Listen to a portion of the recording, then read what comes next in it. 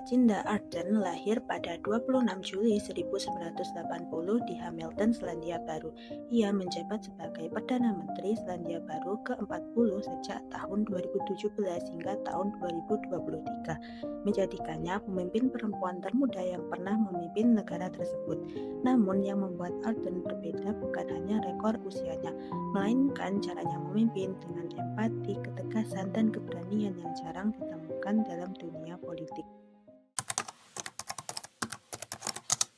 Dalam ilmu administrasi negara, kepemimpinan Ardern sering dikategorikan sebagai transformational leadership, yaitu kepemimpinan yang menginspirasi perubahan nyata, bukan hanya sekedar mengelola status quo. Burns pada tahun 1978 mendefinisikan pemimpin transformasional sebagai mereka yang mampu menggerakkan pengikutnya melampaui kepentingan pribadi demi tujuan kolektif yang besar, dan Ardern membuktikan itu dalam setiap kebijakannya.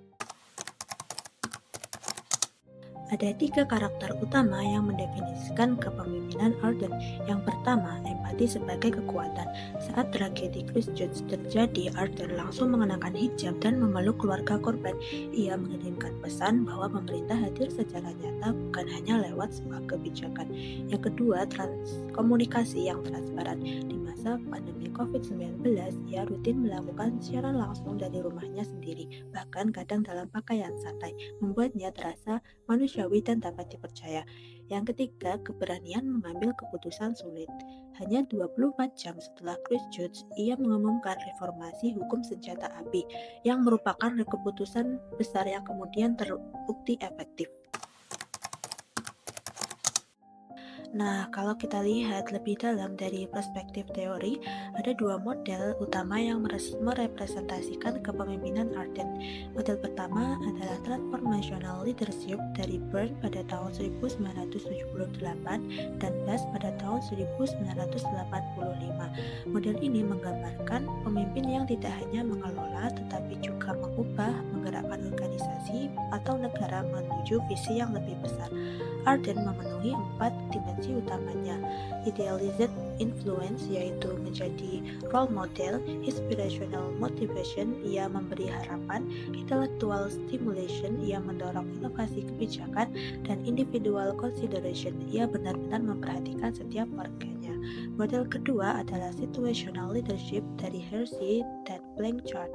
Model ini mengatakan bahwa pemimpinnya efektif mampu menyesuaikan gaya kepemimpinannya dengan situasi yang dihadapi, dan inilah yang dilakukan oleh Ardern. Saat krisis Christchurch, ia bersikap tegas dan tepat. Saat pandemi, ia komunikatif dan mengayomi. Gaya yang berbeda, tujuan yang sama, yaitu melindungi warganya. Lalu, mengapa saya memilih Jacinda Ardern sebagai tokoh dalam tugas ini? Ada 3 alasan utama. Pertama, relevansi dengan ilmu administrasi negara. Ardern bukan sekedar tokoh inspiratif, tetapi ia adalah kepala pemerintahan yang langsung menghadapi tantangan, yaitu krisis keamanan, pandemi global, dan tekanan ekonomi. Setiap keputusannya adalah studi kasus nyata dalam kebijakan publik. Kedua, kepemimpinan di masa krisis. Dalam ilmu administrasi negara, salah satu ujian terberat seorang pemimpin adalah bagaimana ia mengambil keputusan saat keadaan darurat. Ardern menghadapi 2 krisis secara sekaligus dalam satu periode, dan responnya menjadi benchmark kepemimpinan krisis di dunia. Yang ketiga, membuktikan bahwa empati adalah kekuatan, bukan kelemahan.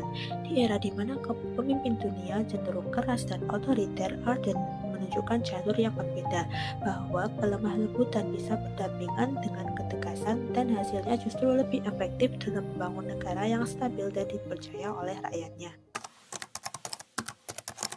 Mari kita analisis secara lebih mendalam bagaimana Ardern mengambil keputusan di masa krisis, khususnya tragedi Christchurch pada tahun 2019. Dalam teori pengambilan keputusan publik, terdapat model rasional komprehensif di mana seorang pemimpin mengidentifikasi masalah, mengumpulkan informasi, mengevaluasi alternatif, lalu mengambil solusi terbaik. Ardern melakukan ini dalam waktu singkat. Ia mengidentifikasi bahwa celah hukum senjata api adalah akar masalah, berkonsultasi pada para ahli, dan dalam 24 jam melakukan perubahan kebijakan yang kemudian mendapat dukungan lintas partai. Ada pelajaran penting yang bisa kita ambil dari kepemimpinan Arden. Yang pertama, pemimpin publik yang efektif tidak hanya harus rasional, tetapi juga responsif secara emosional terhadap warganya. Yang kedua, kecepatan dan ketegasan dalam pengambilan keputusan di masa krisis adalah kunci dari kepercayaan publik. Yang ketiga, komunikasi yang terbuka dan jujur adalah instrumen kebijakan publik yang sama pentingnya dengan regulasi formal. Demikian video ini saya buat sebagai bagian dari tugas mata kuliah kepemimpinan dan pengambilan keputusan. Semoga bisa memberikan wawasan baru tentang bagaimana seorang pemimpin publik seharusnya hadir, tidak hanya sebagai pengambil kebijakan, tetapi juga sebagai manusia yang benar-benar peduli. Terima